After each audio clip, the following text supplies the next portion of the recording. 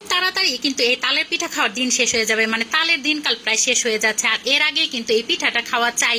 এই পিঠাটা কিন্তু তালের একটা চমলক্ষ রেসিপি, আর এইটা না খাওয়া পর্যন্ত মনে হবে যেন তালের আমি কোনো পিঠাই খাই না। আর সেজন্য কিন্তু আমি এখানে 1.5 কাপ তালের পাল্প নিয়ে নিয়েছি। এটা কিন্তু আগে থেকে জাল করে ঘন করা, আর এখানে পর্যাপ্ত পরিমাণে গুড় আর সামান্য লবণ দিয়ে খুব সুন্দর করে নাড়াচাড়া করে একটা ঘন বেটার তৈরি করে নিতে হবে। এটাকে এখন আমি এক পাশে রেখে দিয়েছি।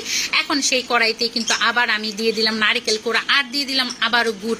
আমি কিন্তু এখানে খেজুরের গুড় ব্যবহার করেছি, আপনারা চাইলে অন্য গুঁড়ো ব্যবহার করতে পারেন।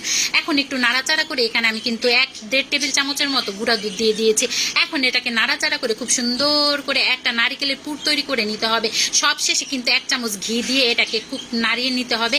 নাড়াচাড়া হয়ে গেলে যখন এটা আঠালো হয়ে যাবে, এটাকে আমরা নামিয়ে রেখে দিব।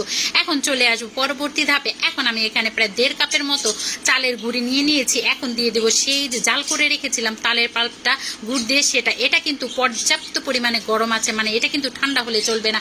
এটা কিন্তু অনেক অনেক গরম, যেটা আমি হাত দিয়ে ধরতে পারতেছি না।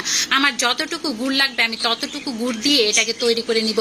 এখনো কিন্তু এই পর্যায়ে অনেক গরম আছে। তারপরে এটাকে খুব সুন্দর করে হাত দিয়ে মাখাচাকা করে একদম একটা নরম পাতলা মতো একটা ব্যাটার তৈরি করে নিব। কিন্তু এটাকে কিন্তু খুব নরম করা যাবে না, আবার খুব শক্ত না।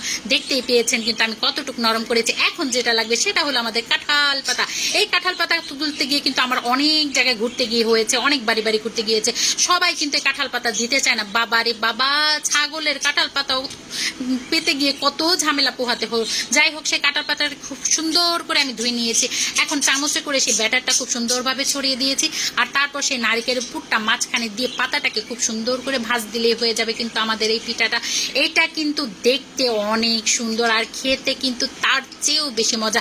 এখনো যারা এই পিঠাটা খাইয়ে দেখেন না, তারা কিন্তু আমার এই রেসিপি দেখার পরে আর একটু বসে থাকবেন না। পাড়ায় পাড়ায় ঘরে ঘরে খুঁজতে চলে যাবেন কোথায় কাঁঠাল গাছ আছে আর কোথায় কাঁঠাল পাতা আছে, সেখান থেকে এগুলো তুলে নিয়ে চলে আসবেন। যাই হোক, এরকম করে কিন্তু আমি প্রত্যেকটা পিঠা কিন্তু বানাই নিয়েছি।